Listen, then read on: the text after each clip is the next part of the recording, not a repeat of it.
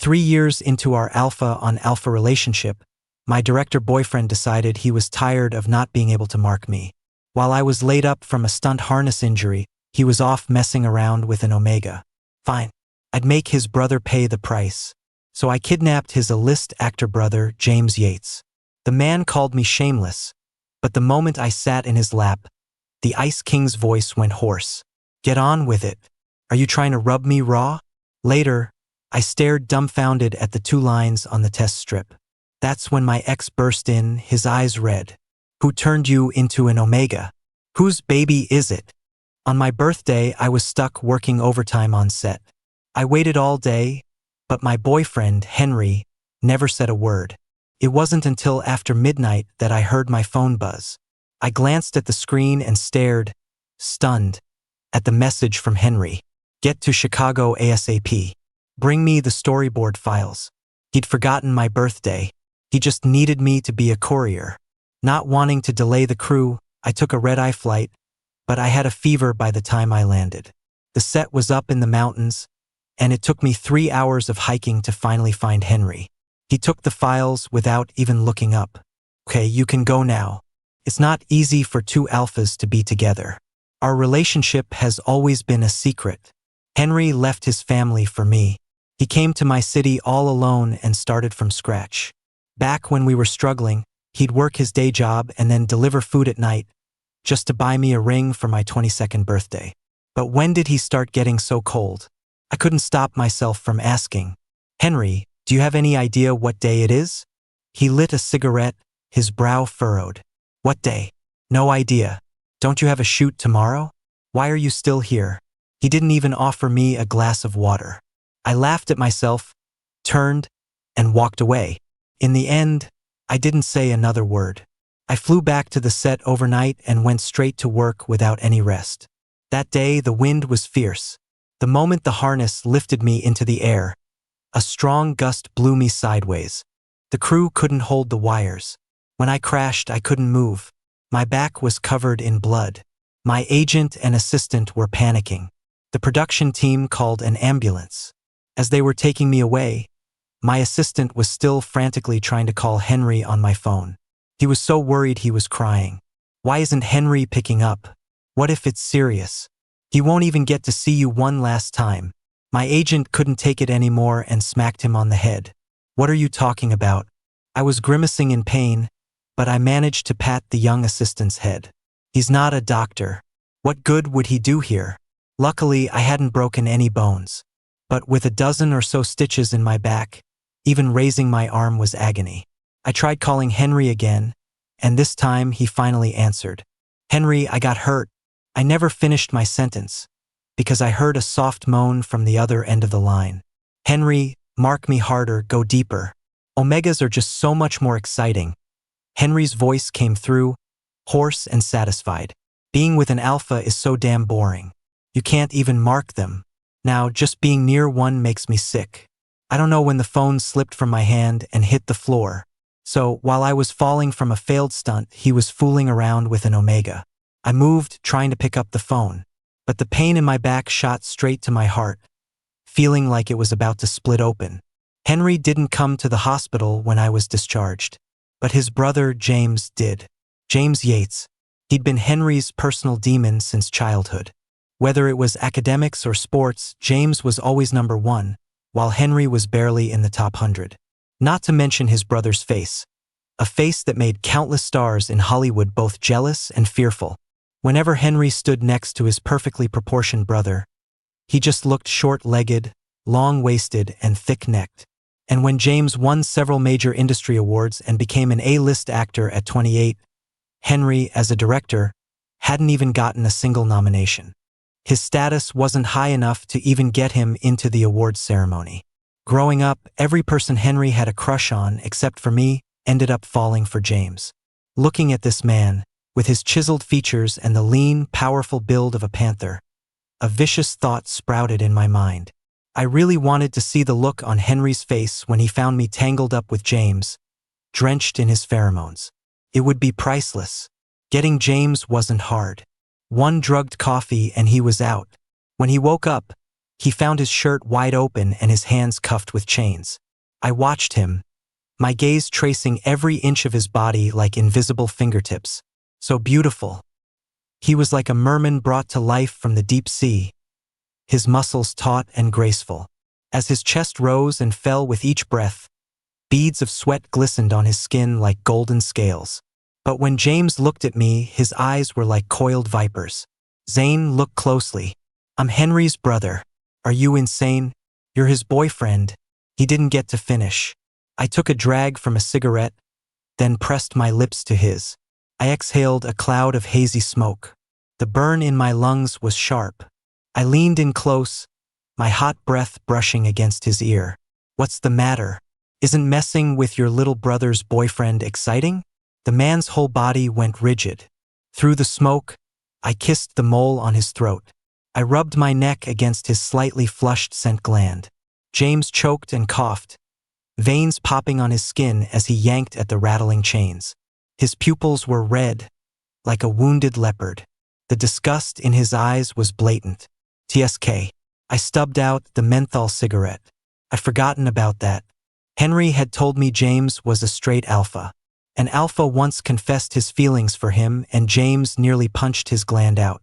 Sure enough, James's gaze was heavy as he practically growled at me. Zane, if you don't let me go right now, I'll fucking kill you. He's threatening me? I'm an alpha. Did he think I was born yesterday? Go ahead. Fucking kill me. I'm waiting. I gently lifted my foot and pressed my calf hard against his gland. A light brush, then a firm, grinding motion. Instantly, the veins stood out, the skin burning hot. A bead of sweat trickled down the strong bridge of James's nose, tracing a golden arc across his heaving chest. The man snapped his eyes shut, refusing to look at me. But a moment later, a tremor ran through his body, because my foot had found its target. Damn, the A-lister was seriously gifted. My entire foot couldn't even cover it. As I caressed him with my foot, the man's fury peaked, and he pulled at the chains until they clanged loudly. Have you no shame? Get away from me. The smell of an alpha makes me sick. Almost simultaneously, his pheromones erupted like wildfire. The intense aggression and hostility nearly made me dizzy. I let out a cold laugh and sat down in his lap. I let our pheromones clash like sharpened blades, the sensation so sharp it felt like my skin was cracking. Then, pushing through the discomfort, I kissed him. The pheromones of two alphas never blend. We were like two wild animals in the desert, snapping, biting, tearing. Our claws nearly ripped each other apart. But I don't know when it started. Our breathing grew ragged, our bodies tangled together. The attacks felt like seduction, the taste of blood turning into a rusty sweetness. James broke one of the cuffs and grabbed the back of my neck. Even though I couldn't breathe, I kept chasing his lips. Just as I was starting to feel so uncomfortable I could barely sit up, about to lean back and pass out, he finally bit down hard on my neck. My mouth felt like it had been stung. I was in a dizzy haze, as if I'd been drinking straight liquor. As I mindlessly reached for his belt, something smacked me hard on the lower back. I froze. James was covered in a fine sheen of sweat, which shimmered like snakeskin under the light. He frowned, giving me one last chance. Let me go, and I'll pretend none of this ever happened. I'm I'm not asking you to bottom, what's the emphasis for? The next moment, James's face twisted in agony. Because I was audacious, and because I gave up halfway. I hissed, sucking in a sharp breath. I really hadn't expected him to be so intimidating. I'd make a move, then have to cling to his neck and rest for a few minutes. I'd try again, then collapse, unable to move. At first, James kept a straight face, trying to act calm. But soon, he was drenched in sweat. The veins on his body stood out, his dark brows knitted together. Every time I surged forward, the chain would yank him back sharply. In the end, all James could do was swallow painfully, the chains on his body rattling. His teeth ground against my scent gland, his eyes looking like he wanted to tear me apart. Are you deliberately torturing me? Get on with it. Are you trying to rub me raw? My heart was pounding so hard my chest felt numb, and my fingertips went weak. I glared at him with watery eyes, but my voice came out soft. You're so noisy. Why don't you do it yourself? I unlocked the man with the key, but before I could even sit down, James slammed me down hard. My neck arched back, my vision blurring instantly. I couldn't get a single word out, only choked. Gasping sounds escaped my throat. The shape of him against my skin was too clear. My whole body was folded. I nearly screamed, my throat raw, feeling like my ligaments were about to snap. I couldn't help but curse him. James, do you have a death wish? Or were you a starving ghost in a past life? Don't you hate alphas? Let me go already. Is this ever going to end? But I only got 2 sentences out before James bit me, right on my lower back. I was horrified. My face flushed hot, and I shoved at his shoulder. You. That wasn't an apple. What was he doing biting it? A drop of sweat from James's brow landed on my neck. A wicked grin spread across his beautiful face. Weren't you so bold just a minute ago? Scared now? I stuck my neck out. Who's scared? I've seen it all. Is that all you've got? It's like you're tickling me, MMPH. Suddenly, James kissed me fiercely. I fell backward, almost hitting my head on the wall. But the man's hand shot out to cradle the back of my neck, cushioning my head. He started out like he wanted to chew me to pieces, but the kiss ended with a surprising gentleness. My heart was like an old record, a melody scratched out by the warm needle of his touch, wildly off-key. James was hooked, like he'd never had a decent meal in his life. At one point, I really couldn't take it anymore. I tried to escape, but he grabbed my ankle and yanked me right back. Some straight alpha. He had to be lying.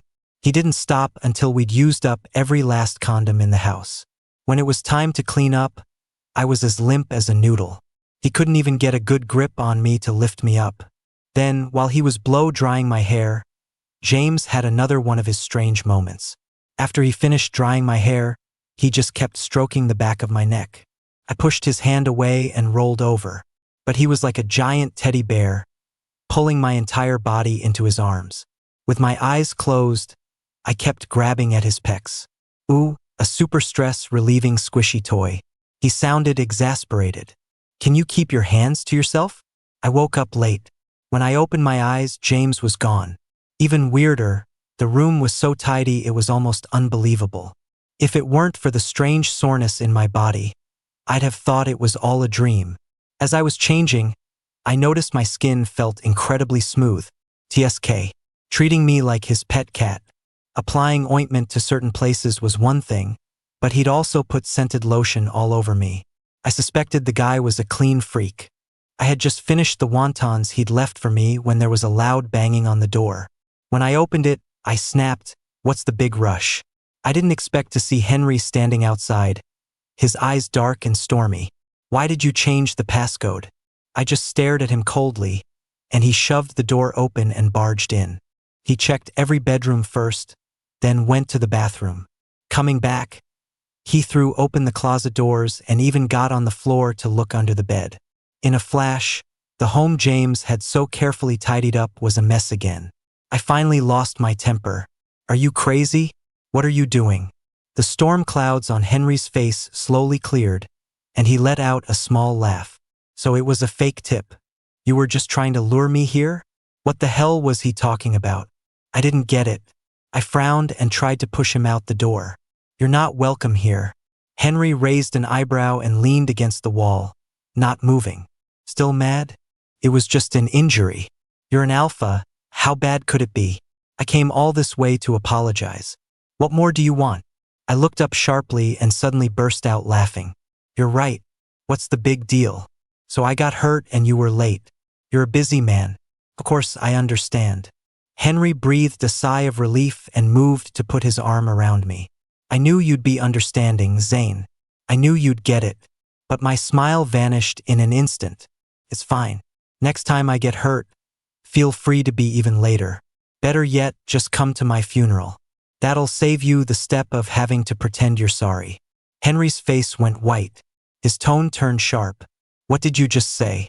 I couldn't be bothered to argue. I shoved him out and slammed the door, catching his hand in the process. Henry roared from outside. "Zane, are you crazy? Are you trying to break my hand?" The sound of him kicking the door was so loud that I called security and had him removed. We'd just had a fight that morning, and by the afternoon we had to work together. Even though the sight of Henry made my blood boil, I couldn't let it affect my job or risk paying a breach of contract fee. This was a historical drama where I played a prince held hostage and bullied. The beautiful Omega acting opposite me was clinging to Henry's hand, rubbing ointment on his bruises. When Henry saw me walk in, he snorted and leaned even closer to the Omega. The young man's voice was arrogant. Who would hurt Director Yates like this? That's so cruel. The moment he spoke, I froze. It was him. The young man Henry had marked while I was falling from the harness, Simon. From the moment the scene started, I glared at him.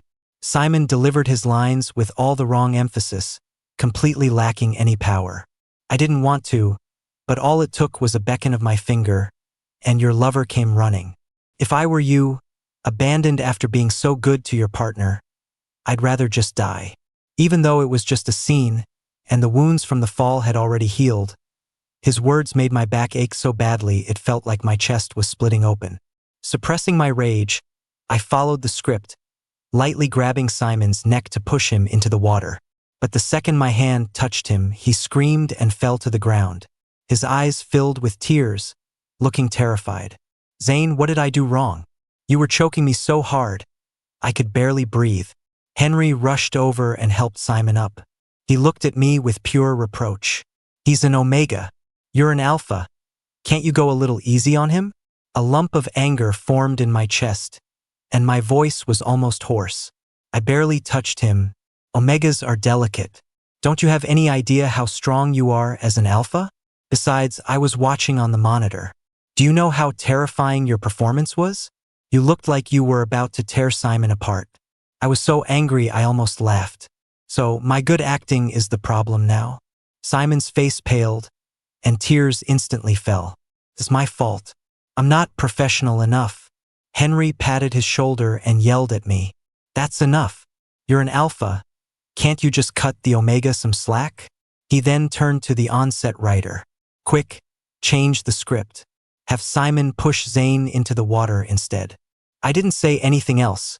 It was understandable for a film crew to accommodate an Omega. I just didn't expect Simon to need so many takes. He'd either break into laughter or step out of frame. It was either a continuity error or he'd forget his lines. And every single mistake happened right after I fell into the water. Unlike his harshness with me, Henry was incredibly patient with Simon. When there was a continuity error, he'd gently comfort Simon. Don't cry, you're doing great. Let's go again. When he forgot his lines, Henry would pat his head. You're just tired from all the takes. It's not your fault. We'll just start over. So, from afternoon until evening, I was plunged into the icy pond over 20 times. My clothes would get soaked, then dry, then soaked again. Eventually, I was chilled to the bone. I felt lightheaded, and my vision kept going dark. Finally, on one take, Simon got it right. But when he pushed me, I just stood there, frozen. Henry yelled into his megaphone, exasperated. Zane, do you even know how to act? What are you just standing there for? I slowly looked up but couldn't answer him, because I had passed out. I had just recovered from the harness injury, and now I'd been repeatedly exposed to the cold. I ended up with acute pneumonia and a fever of 104 degrees. When I opened my eyes 3 days later, I felt like my world had collapsed. I was the lead in this film. I couldn't imagine how far behind schedule we'd fallen. My hand was shaking when I called Henry. Henry, how's the shoot going? I'll come back right now. Just relax, he said, seeming to be in a good mood. You just focus on getting better. I started to relax, but then Henry spoke again.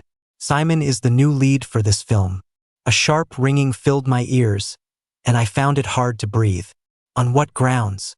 On the grounds that the production loses hundreds of thousands of dollars for every day we halt filming. We can't afford to wait. But I only fainted because Simon kept messing up his takes. And my voice grew hoarse. And this movie, you promised it was specifically for me, didn't you? The Henry from 5 years ago would drink with a producer until he had stomach bleeding just to get me a role. The Henry from 5 years ago said he became a director just so he could make movies for me.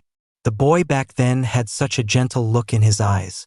My dream is to see you win a major award, baby. My heart felt like it had been sliced open, and I was drowning in the memory. But all I heard on the phone was Henry's impatient voice. Zane, can you stop trying to use our relationship to guilt-trip me into making you famous? I gripped the phone tighter. Fine. Then I quit. You quit? Henry scoffed. Fine. Then you'll never be in one of my movies again. Don't worry. I won't be. I took a deep breath, my voice soft. Henry, let's break up. I heard a clatter on the other end, like a phone had been dropped. Then came Henry's laughter. Fine. Let's break up. I was so sick of being with an alpha I couldn't even mark. I'd love to see what kind of roles you'll get without me. The line went dead. I threw my phone aside and covered my eyes. I could almost hear the cicadas of that summer 5 years ago. The air was thick with the scent of osmanthus. A young man's nose brushed against mine before he quickly pulled back, his forehead and neck dotted with nervous sweat. My own heart was pounding.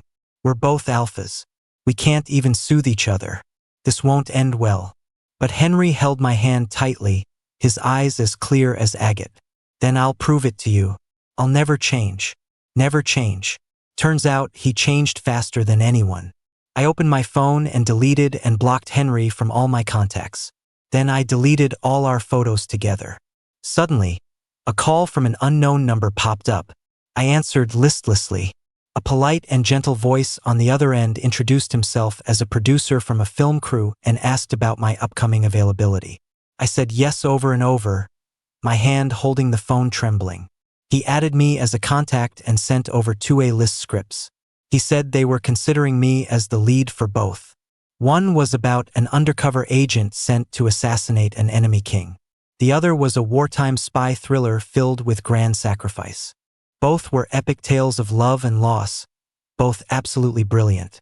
Elated doesn't even begin to describe how I felt. I typed back as fast as I could. Yes, I'm available. I can join the production anytime. Even as my agent was finalizing the contract with the producer, it all still felt like a dream. The producer mentioned that someone had recommended me to him, and after reviewing my past work, he was impressed. I wanted to ask who it was, but he was being mysterious. You'll find out when you get on set. It was the first time in my life I'd been hit by such a huge stroke of luck. Who was this powerful person helping me? If I ever met them, I'd have to rush up and give them a big, sloppy kiss. I might even offer myself to them completely. 3 days later, I was on the new set. The very first scene was in a hot spring. The plot involved the king suspecting I was a spy. He tries to search me, but I pull him into the water, and we get entangled. In a moment of extreme danger and attraction, I'm forcefully marked by the king. To make the initial shock and awe feel authentic, the director didn't tell me who my co-star was. He just instructed the stylists to make my look ethereal and dangerously alluring. When they were done, even I was a little stunned. The person in the mirror had gossamer thin black hair and an antique silver mask. A single red cord was tied around his waist, accentuating a slender figure. He looked untouched by the world, yet his every move hinted at its temptations. The makeup artist was very pleased with her work. Zane, with a face like that, you're a true leading man. I gave a helpless smile and walked outside, only to freeze. Someone was talking through the trees, their voice cheerful. I heard the director of photography had to take a last-minute leave, so I volunteered to help out. No pay needed. I just want to learn from everyone. It was Henry. He had a cigarette dangling from his lips and was handing out fruit to the crew. My hands and feet went cold. I almost turned and walked away. But Henry smiled and came over, placing a peach in my hand. I'm just here temporarily. I don't think I caught this gentleman's name. Please bear with me for a bit. He didn't recognize me. 2 years as friends, 3 years as lovers. All it took was a mask and a little makeup, and Henry couldn't even recognize me. I almost laughed. Henry reached out to adjust the long hair on my shoulder, but I instinctively flinched away. He looked awkward for a moment, then smiled again. Please don't mind me. I'm a director myself. If we ever have a chance to work together, please consider me. Okay? Henry leaned closer, his voice low. The director on this project, Mr. Zhao, is very strict. You'll need to really let go in a bit. If you need to rip clothes, rip them. The kiss has to be real, and your movements have to be bold. It's best if you can make it look like you're really lost in a passionate embrace. I suddenly wanted to laugh. So this is what the arrogant Henry was like in front of people with more fame and power. A total suck-up. I deliberately lowered my voice, speaking in a raspy tone. Thank you. I'll be sure to do just as you say. I'll get passionately entangled with someone else. Henry froze for a second, his expression stiffening. Without another word, I turned and left. But I couldn't wait to see the look on Henry's face when he realized he was directing his ex-boyfriend in a bold, intimate scene with another man. The scene was about to start. I nervously kept touching the prosthetic scent gland on my neck. It wasn't because of Henry. It was because, as an alpha, I have a natural aversion to intimate scenes with other alphas. If my aggressive instincts kicked in and I punched the guy, I'd be finished. After a few deep breaths to psych myself up, I finally walked through the corridor. The garden was filled with green bamboo, and steam rose from the water. In the pool was a man with the lean, powerful build of a predator, his silhouette outlined in gold by the candlelight. I knelt down, gently wrapping my arms around his shoulders and covering his eyes with my hands. Water seeped between my fingers. The next moment, the man turned his head, grabbed my wrist, and pulled me hard into the water. Water splashed everywhere as I fell into his arms, my robes floating around me like a blooming night flower. Our eyes met and my mind went blank. How could it be James? An A-list actor here as my second lead. Our hair tangled together, and my heart pounded like a drum. The man was stunningly handsome, with a quiet, commanding presence. But his hands were like pythons, tightening their grip around me. His eyes were deep as the ocean. Tell me, what are you trying to do? A storm of complex emotions left me speechless. In my panic, I grabbed a flower petal floating in the pool and pressed it against his lips. Through the petal, I gave him a light peck. A drop of water slid down James's throat and splashed onto his collarbone. Cut. The first take was finally over, and I instantly deflated. How could this be happening? Henry being the substitute DP was one thing, but my co-star being James was another entirely.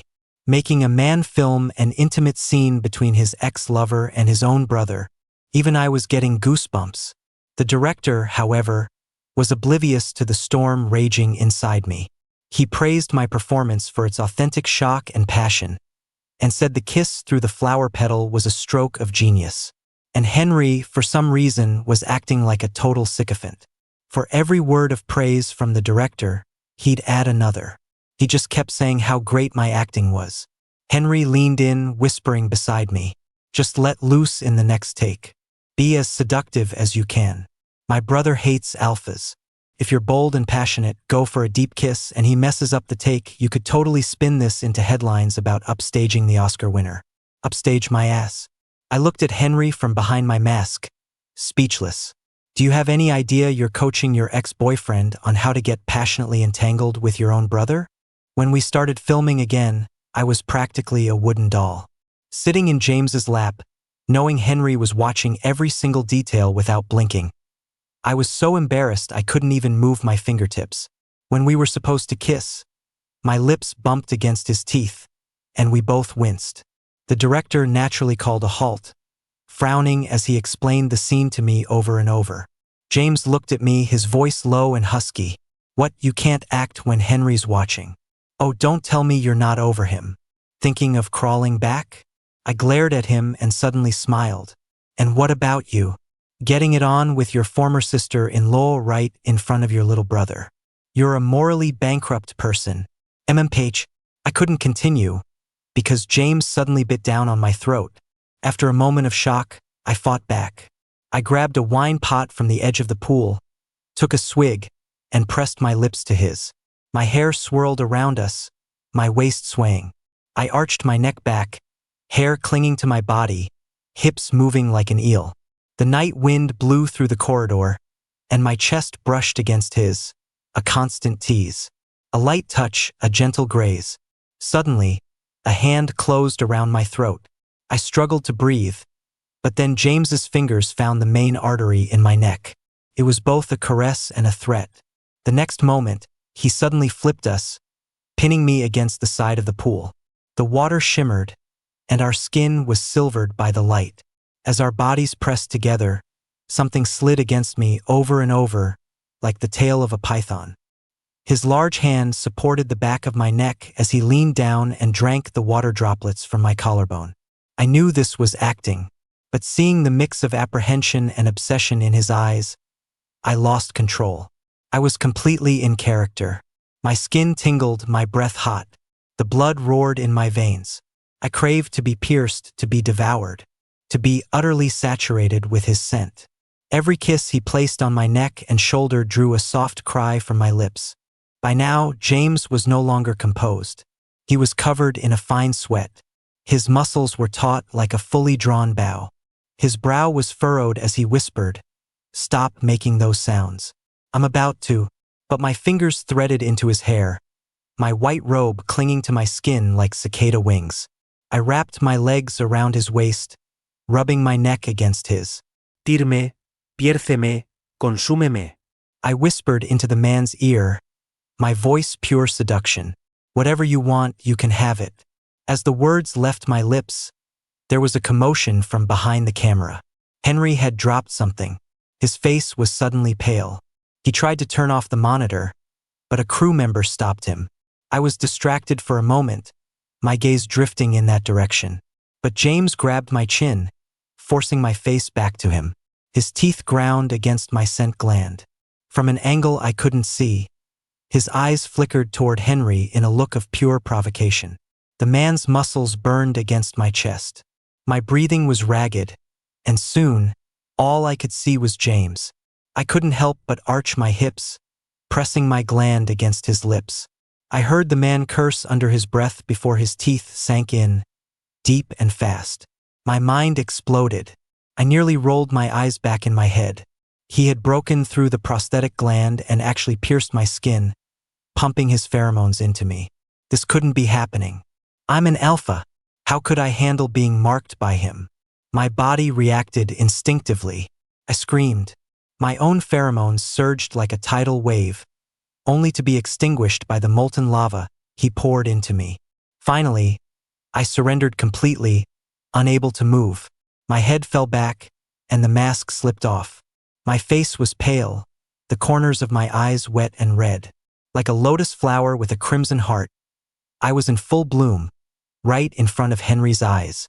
The moment the director yelled cut, Henry let out a roar. "Zane!" I followed the sound and saw the man, his hands bloody, his eyes as red as a furnace. After the shoot, I was so exhausted I was barely conscious. When James lifted me out of the pool, my agent and assistant's faces turned green. My agent threw me onto his back and sprinted out of there. He was terrified some of this would get caught on camera and James's fans would have my head on a platter by morning. He moved so fast that Henry couldn't even stop him. Back in my room, I pressed a hand to my neck, where the wound was already starting to scab over. Just the light brush of my fingertips made my breath catch. I suddenly realized something. Acting with James was dangerous. The moment I got into character, I was so easily moved by him. Like a pilgrim, it was too easy to fall in love with a god. As my thoughts swirled, the director called everyone for a late-night snack. I threw on a high-collared cotton shirt and opened the door, only to freeze. Henry was leaning against the wall, half swallowed by the shadows. He'd been standing outside my door for who knows how long. Henry's face was deathly pale, and there was still blood on his hands. He smirked. "You did this on purpose, didn't you? You deliberately joined the crew I was on. You deliberately wore that mask. You deliberately acted out that intimate scene with my brother." His eyes grew redder as he grabbed my shoulders, his bones creaking. "You know he's the source of all the pain in my life, and you just had to wear that mask and kiss him and hold him right in front of me."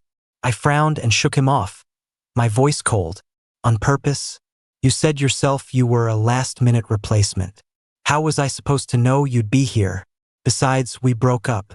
Who I act with is none of your business." I tried to walk around him, but Henry grabbed my shoulder and pinned me against the wall. He suddenly laughed, his eyes full of pain. You just wanted to torture me, didn't you? Fine. I admit it. I regret everything. If you apologize and quit this movie right now, I'll take you back. Is he insane? Quit this movie for him? My repeated tolerance and forgiveness must have given him the audacity to be this shameless. I scoffed and shoved him away hard. In your dreams. Who the hell do you think you are? You think you're worth me quitting this movie? But Henry clung to my wrist, a vein throbbing on his forehead. You and my brother have never even met before. For you to be so passionate in your first scene, don't tell me you're not just using him as a substitute for me. I'm telling you now, you better give up on that idea. My brother hates alphas. He's an A-lister. All that passion on screen is fake. He never, ever falls for his co-stars. His words hit me like a ton of bricks. My heart felt like a mirror, cracking into 1,000 tiny fissures. So what? I pulled away from him. I don't even like your brother. Why should I care if he hates alphas? But I had only taken a few steps before I froze. James was standing in the hallway. The moonlight streamed through the window, falling on him. It cut his face into light and shadow. Just as I was about to say something, James's phone rang. It seemed like something urgent had happened on the other end, and his brow furrowed as he listened. Henry came up behind us. His eyes were red, and he spoke quickly. Bro, was that Simon calling you? My heart skipped a beat. Henry spoke in a rush, saying he'd heard from a friend that Simon had cut his scent gland during a shoot. From his words, I learned that Simon's father and the Yates father had been comrades in arms. The two families were old acquaintances. And Omega's scent gland, that's serious. Henry's voice was trembling. Bro, I know he only asked for your help, but can I come with you? James didn't say anything. He just stuck his hands in his pockets, turned, and walked away. Henry hurried after him. I stood there alone as the night wind blew through the window pane. It carried the sharp chill of the mountains, freezing me to the bone. So James knew Simon too. So they were that close. So when it came to him, I really knew nothing at all. In the end, I was just some colleague he occasionally worked with. The night was deep. I grabbed a few cans of beer and sat at the foot of the mountain outside the hotel, letting the wind blow. After a while, I suddenly felt a little pathetic. What was there to be sad about? Who cared about me? Anyway, I was about to get up and leave when someone walked toward me through the grass. A tall figure blocked the moonlight. My heart skipped a few beats. The newcomer was wearing a khaki trench coat and carrying a pharmacy bag in his right hand. He was bathed in the icy glow of the moon. James raised an eyebrow. Feeling festive? Can't sleep, so you came out to look at the moon? The cicadas buzzed loudly, and the grass rustled. My heart was pounding so hard my chest ached. Weren't you going to see Simon? How are you back so quickly? James's expression was neutral. He casually took the beer from my hand and took a sip. My time is too valuable to waste on him. If his time was so valuable, then why did he come looking for me? I looked into his eyes, and it felt like I was looking at a clear, silver galaxy. So you just went to buy you medicine. James's gaze fell to my neck. Remembering how he'd lost control and marked me during the scene, I covered the scab, my face instantly flushing. He was standing a little too close. When he spoke, I could almost feel the resonance in his chest. Need help applying it? His words brought back chaotic memories of the night I'd tied him up. In the most frantic moments, he had also tended to my wounds. But with his lips, my whole body grew hot. I shook my head, and James looked at me with a half smile. He didn't insist. He just started walking back with me.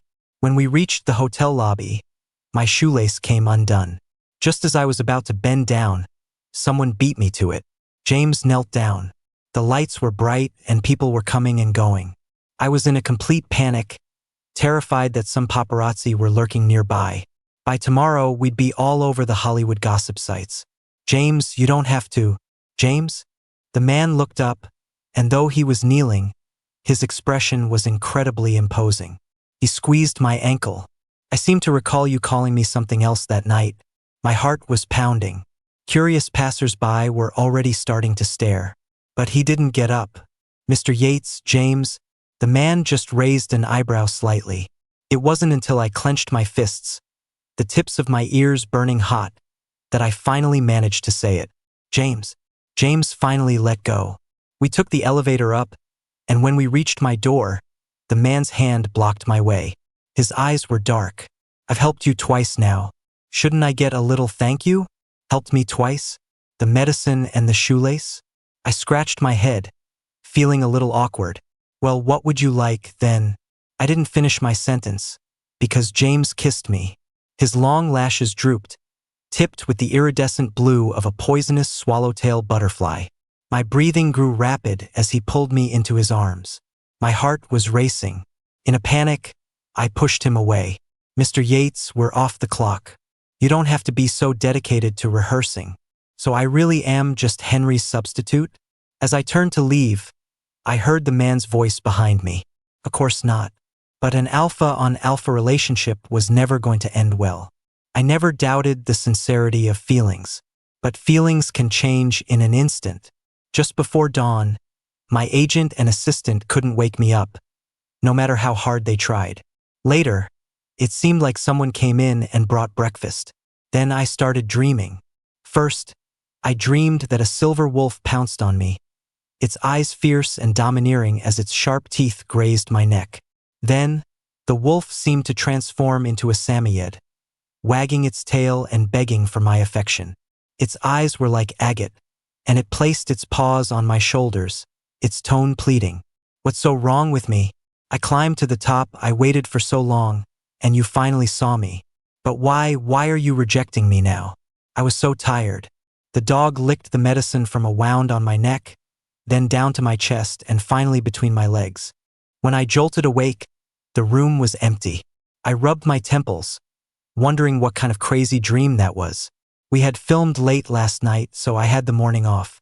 But after breakfast, not only was my forehead burning up, but I also felt nauseous. My assistant immediately made an appointment for me at a hospital near the film set. After a full round of checkups, I was seen by an intern. He had me get a series of CT scans and ultrasounds, and after confirming I was an alpha, his expression turned grave. Although the doctor was vague, when the word tumor hit my ears, my mind went blank. And there was more than one. One in my scent gland and another in my abdomen. The doctor told me to come back in a few days for a biopsy. I nodded, feeling light-headed as I left. When I walked outside, the clouds were heavy, and the sky looked like it was about to fall. My vision went dark, and I accidentally bumped into someone. Zane, someone yelled at me. I looked up for a moment before I recognized who it was. It was Henry. He was helping Simon up, his eyes blazing with fury. You did that on purpose, didn't you? Simon's face is already hurt, and you still run into him. When did you become so vicious? I stared at him blankly as waves of nausea rolled through me. I turned to leave. Oh, okay, I'll go. But then Simon spoke up. Henry, I think my face is bleeding again. Don't blame Zane. I'm sure he didn't do it on purpose. He looked so pale. He must be sick too. He covered his face, but tears were already streaming down.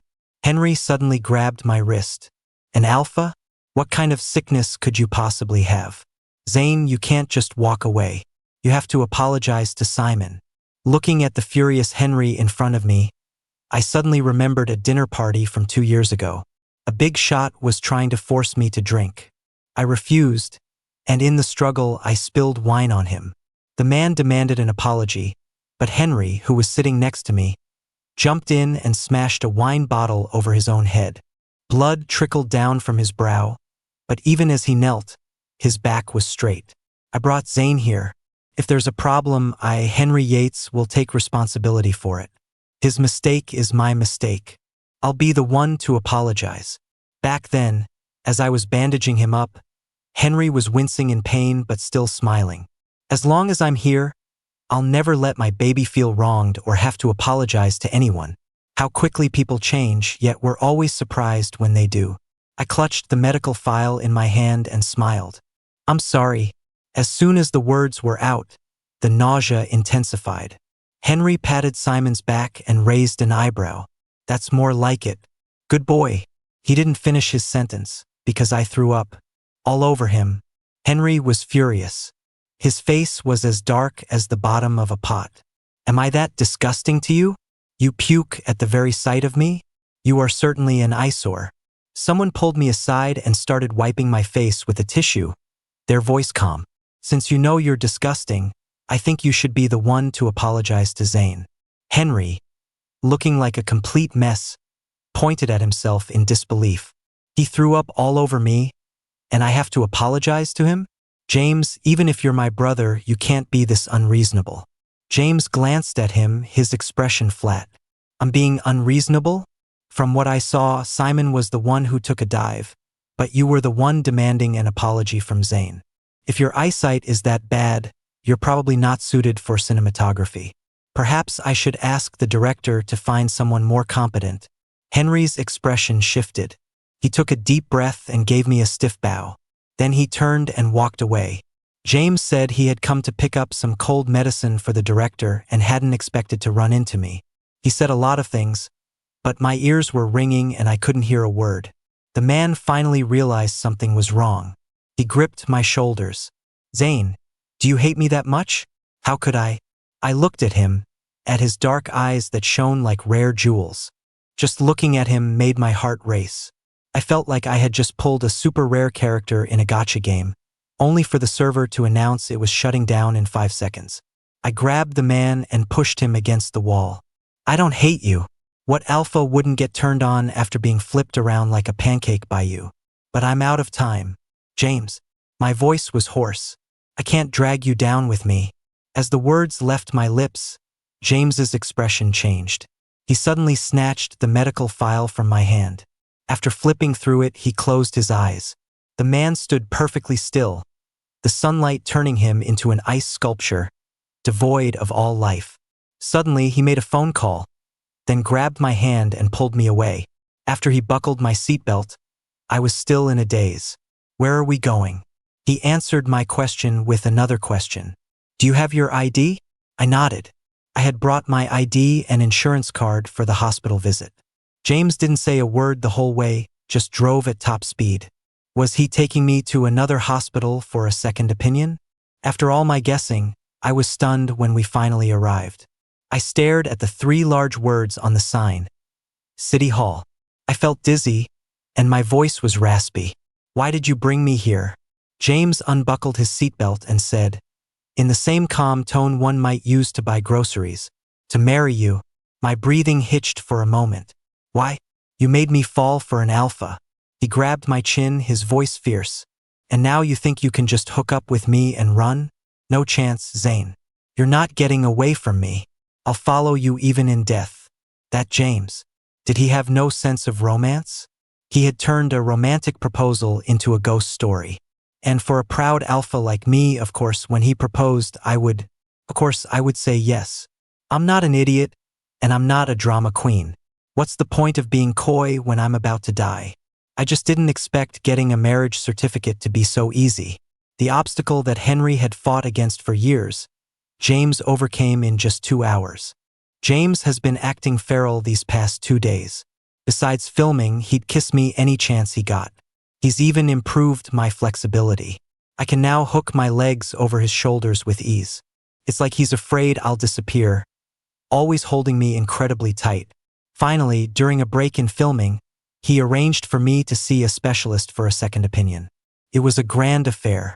A helicopter picked me up from the set. The wind from the rotor was so strong it blew the director's toupee right off. But when we arrived at our destination and I saw the nameplate on the office door, I had the sudden urge to run. Dr. Edmund Yates. James nodded. My grandfather. Wasn't this the same grandfather who nearly beat Henry to death when he heard we were together? My heart rate shot up. I'm an alpha, and I have a terminal illness. You're having him treat me? What if you give the old man a heart attack? But James squeezed my hand. You're my husband. That's a fact. If they can't handle it, they'll just have to learn to cope. Great, no reasoning with him. In the end, James went into the office with me. When his grandfather saw me, His gaze was so sharp it could have carved holes in my skin. But with James there, he restrained himself. He impatiently asked me a series of questions and then frowned as he reviewed my scans over and over. Finally, the old professor's hands trembled as he took off his glasses. His expression completely changed. He asked me a question with a smile that didn't reach his eyes. That intern you saw, what was his name? I told him, and Dr. Yates made a phone call. A few moments later, the intern arrived. Grandpa Yates threw the reports on the table and started beating the doctor with a feather duster. Have you never seen an alpha undergo a secondary differentiation into an omega after being marked by an enigma? Those aren't tumors. That's an embryo and a newly developed scent gland. You may be no threat to me in the medical field, but in the world of education, you have brought shame upon my name. The doctor yelped in pain but covered his mouth, not daring to cry. When the old man got tired, he finally kicked the intern out. He took a deep breath, and his attitude toward me did a complete 180. My boy, he said, taking my hand, his eyes full of apology. You see, my grandson James is an enigma. I am so sorry that he marked you and turned you from an alpha into an omega. How about this? My grandson may be a handful, but he's handsome and makes a good living. If you don't mind, would you be so kind as to take him off my hands? My head was spinning. I couldn't process it all. So I wasn't terminally ill, I had just undergone a secondary differentiation. Not only had I become an omega, but I was also pregnant. Grandpa Yates ordered a few more tests for me, and I also used a test strip myself. 2 distinct lines. Holy hell. It scared the life out of me. Looking at James, I was furious.